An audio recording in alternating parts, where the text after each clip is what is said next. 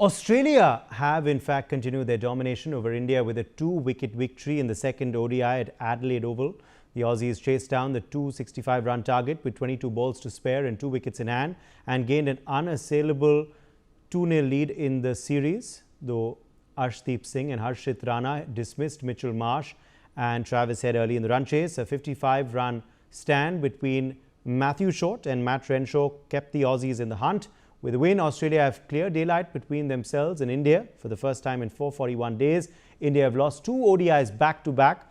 Earlier, Rohit Sharma combined a lot of grit with some grace to produce a potentially career-extending 73 on a spicy track that served as a foundation for India's total of 264 for 9.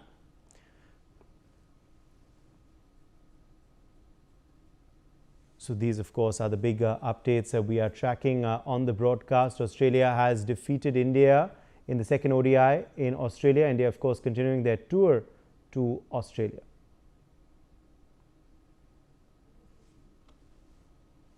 So Australia has, of course, defeated India. India losing 2 back-to-back ODIs. I think this has happened for the first time, of course, in many days. It's happened for the first time in 441 days that India have lost 2 ODIs back-to-back.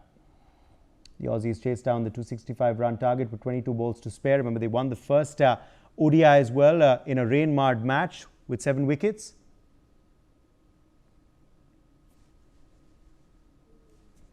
And Australia beating India by 2 wickets this time around. It was, of course, a closer contest, but India has now, unfortunately, gone behind the Aussies. Australia has an unassailable 2-0 lead now in the ODI series. Asavri Jindal is joining us for more details on this story. Asavri, disappointment for Indian cricket fans. Australia back-to-back victories in this ODI series. Right, absolutely, Uday. You know, there were Indians who had their hopes on this match, but unfortunately we're seeing Australia now beating India with 2 wickets. And now, earlier also, India got off to a very poor start after being put to bat first. Both Rohit Sharma and Shubman Gill struggled before the Indian captain departed for just 6 runs. Now, of course, like I said, there were a lot of hopes on this match, and we're seeing exactly what has panned out with the 2 wickets that have been taken. There was Cooper Colony, who played a match with innings of 61 not out and 36 by Michelle Owen, which ensured that Australia would get over the line in the second ODI by 2 wickets. Chasing 265, Australia were in double at 132 for 4, but Matthew Short, who made 74 at the top, and a late fight back by Owen and Cooper helped Australia win this game. You know, of course, we're also being joined by some more people who will be giving us a better understanding on this. But for now, like I said, a disappointing match for India is what we've seen. Back to you. Sunil Yashkalra, cricket scholar, is also joining us on the broadcast. Sunil, what has gone wrong for the Indian side down under? Uday, thank you for having me on your show. The biggest problem is when you lose your first 2-3 big guns in the 50-over match. That's where the problem starts following you. You don't create problems; they start following you. And when you get into that trouble, it just escalates from there. Just imagine, who would have thought 5 years ago that we'll witness a day where Virat Kohli would get out back-to-back on ducks, and especially in Australia. This is, remember, his favorite hunting ground. And the double irony was, in October, the same date, he's never played any score less than 50, and he's remained not out at a stage when, in your entire career on this particular date, you know, so factually, statistically, and also philosophically, you are in the back of the mind. You think that Virat Kohli or Rohit Sharma would get in.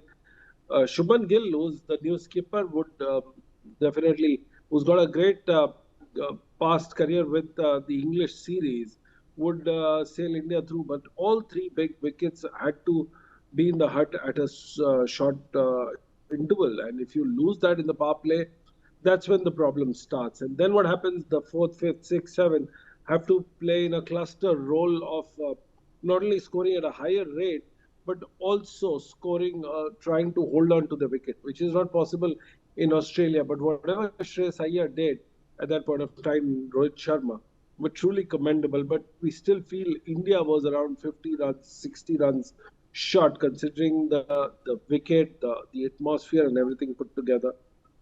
Yeah, there. Absolutely. Also, Sunil, Australia has taken an unassailable 2-0 lead over us in this series. But what does India now need to set right ahead of next match? See, hope and pray that the big guns fire in the first two. And here you're talking about the top order, Sunil? Sorry? You're talking about the top order? Yes, the first top order should, and especially Kohli, should fire big. Second is, we need to just imagine at a time when Australia has gotten two spinners, India is not even looking at anyone beyond Akshar Patel. Remember, you still have Ravindra Jadeja, who's not a part of the team, Ishan Kishan, who's not been selected, but at the same time, you have Kuldeep Yadav, who's played really well. Just imagine when you get in that wrist spinner, the chances of your wicket-taking abilities go really big. And in this case, India, unfortunately, is not utilizing the services of Kuldeep Yadav far too much. I think he's a class player. He's an aggressive attacking bowler. Unfortunately, you don't have anyone else in the firing line who could take in that kind of effort on their own. Yes, Uday, bowling needs to come up really big. Yes. Absolutely. Also, Sunil, if we talk about the Aussies, what do you believe has been the X factor for their side? What is going so right for Team Australia in this ODI series so far? Uday, it's a pure case of if Jack doesn't get you, Johnny will, which means that they're not playing with the big guns. In the sense, you don't get the top guys or the Travis Heads of the world who are practicing and are suggesting that they're going to take the big runs. But here, everybody seems to be pitching in, whether they're taking those sharp catches or whether it's about the number of runs that they've taken, the average runs that they've taken. The strike rotation is really well. It's not out of someone really great, but they've always managed to catch up with their opponents. And in this case, India is not getting into that cluster collapse, whether they're batting order. So I think whenever they lose the wickets, the other person is so brilliant, will make a comeback and take that wicket. So Uday, I really failed to see. Is there? How are the pitches turning out to be? Today, and of course also the earlier one in Perth. How have the pitches turned out? And well, are they not fit enough tracks for our bowlers? Uday, you've raised a very interesting point. The pitches remain the same for both the opponents, but what they've managed to lose out is it's a 50-over game, and they're used to the mental mindset is of a 20-over T20. So they don't build partnerships when you look out on that. Pitch will behave in a different manner or a difficult manner, considering you've gone to Australia. One day you'll get a very spin track, the other day you'll get a very aggressive fire green top surfaces. Now what they do here is the ball holds on a 50-over game. So what it does is Indians are already committing with the shot. The moment you commit with the shot and the ball does something from the pitch, that's where the problem starts. And that's why they say it's so difficult to play in Australia.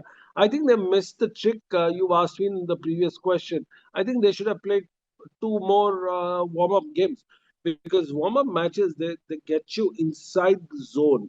And unfortunately, your top three batters are not in the zone. Particularly, I'd hate to say this, I'd be the same guy to say it. It's Virat Kohli. Unfortunately, he's got you down in both the matches. Just imagine the time if he was to fire big, at least in one of the games, India would have been really in a different scoreline. Yes. All right. Appreciate you joining us, Sunil, with your perspective on that story. On that note, slipping into a short break.